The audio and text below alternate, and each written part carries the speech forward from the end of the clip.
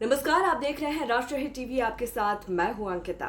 Iran के राष्ट्रपति इब्राहिम रईसी का हेलीकॉप्टर हादसे में निधन हो गया। यह हादसा तेहरान से 600 किलोमीटर दूर उत्तर पश्चिम में अजरबैजान के प्रांत में हुआ। हेलीकॉप्टर में इब्राहिम रईसी के साथ ईरान के विदेश मंत्री भी सवार थे।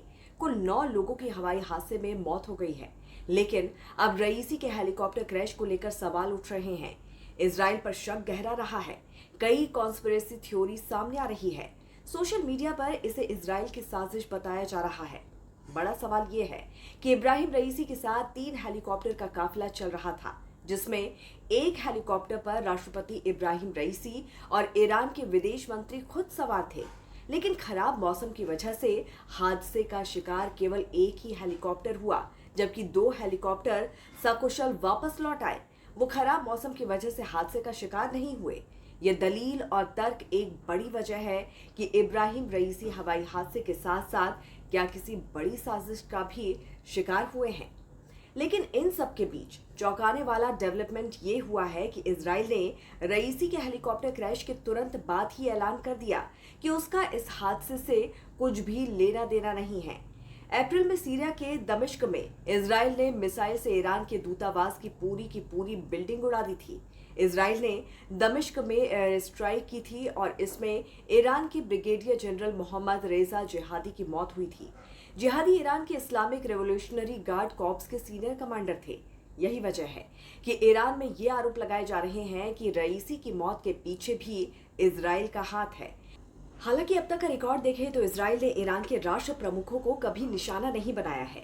जानकारों का यह भी कहना है कि इजराइल ऐसी गलती नहीं करेगा, क्योंकि ईरान के राष्ट्रपति को मारने का सीधा मतलब जंग का ऐलान करना होगा।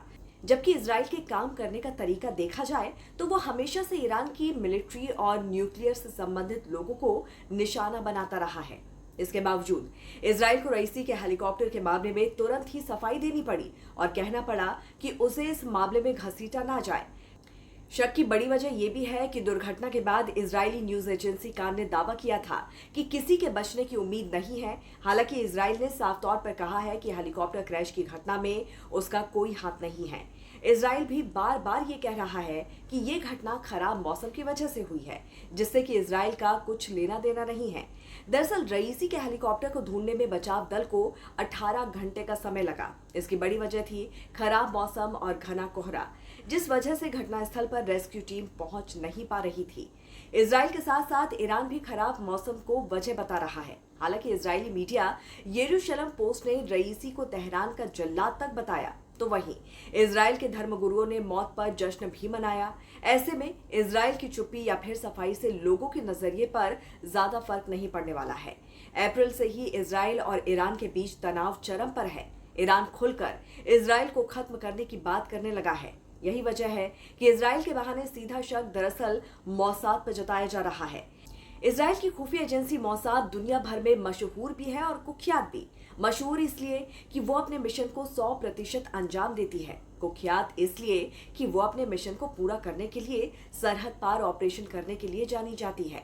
अब जबकि ईरान और इजराइल के बीच कुछ सप्ताह पहले जमकर रॉकेट चले और मिसाइलें चली, तो उसके बाद फिलिस्तीन के समर्थन में ईरान के आने से इजराइल और ईरान की दुश्मनी नए दौर में दाखिल हो चुकी है। ईरान समर्थित हमास, हिजबुल्लाह और हूती इजराइल पर जमकर हमले कर रहे हैं। ऐसे में लोगों को शक है कि मिडिल ईस्ट में सारी गतिविधियों पर ब्रेक लगाने के लिए ये एक कदम उठाया जा सकता है।